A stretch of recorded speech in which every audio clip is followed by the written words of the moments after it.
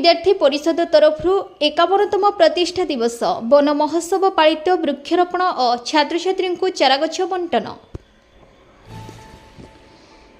बालेश्वर सदर ब्लॉक गेंगुटी ग्राम पंचायत आंचलिक सरकारी उच्च विद्यालय साहू परिसर में महासमारोह प्रतिष्ठा दिवस और वन महोत्सव पालित हो जाइछि। एही अवसर में संगठन सभापति जलधर सामल सभापतित्व आयोजित सभारे प्राक्तन ओडिशा साहित्य एकाडेमी सदस्य डॉक्टर कालीपद पंडा मुख्य अतिथि भाव योगदान करी विद्यार्थी परिषदर एतादृश कार्य को साधुवाद जणाइबा सह एभली संगठन प्रति विद्यालय आवश्यकता अछि बोली वक्तव्य रखिथिले। संगठन संपादक कवि सुधाकर सेठी मंच परिचालना करथिले। सह संपादक नवकुमार नायक मंच आह्वान करिथिया बेले सावित्री रानी दास धन्यवाद प्रदान करथिले।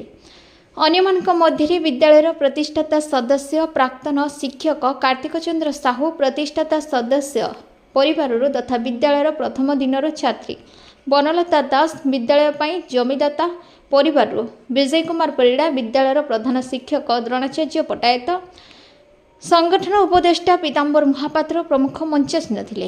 कार्यक्रम संयोजक इंजीनियर मनमथ कुमार बारिक आगधाड़ी परिषदर सदस्य युव आईनजीवी प्रशांत कुमार सामल जतिन कुमार महांती प्रमुख परिषद को नहीं रखिथिबा स्वप्न बखाड़ी।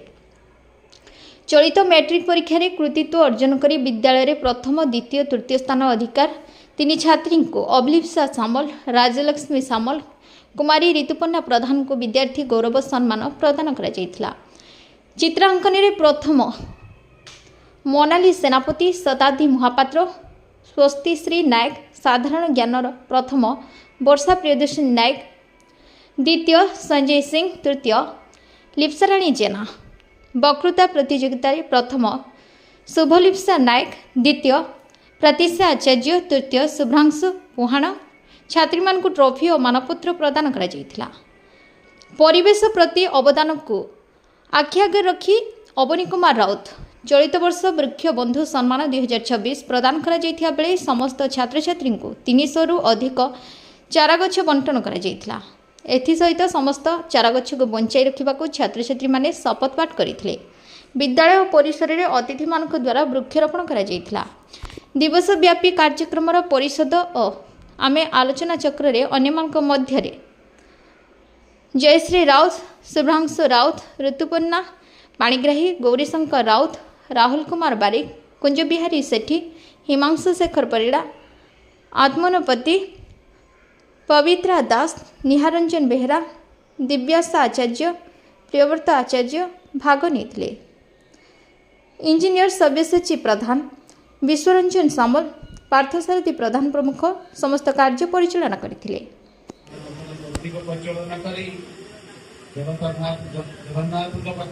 आनुष्ठानिक भाव में कार्यक्रम को उद्घाटन अनुरोध रखी मुख्य अतिथि ओडिशा साहित्य एकाडेमी प्राक्तन सदस्य विशिष्ट कवि कालीपद पंडा महोदय को गुरु प्रतिष्ठा दिवस तथा प्रतिनिधिवृंद छात्र छात्री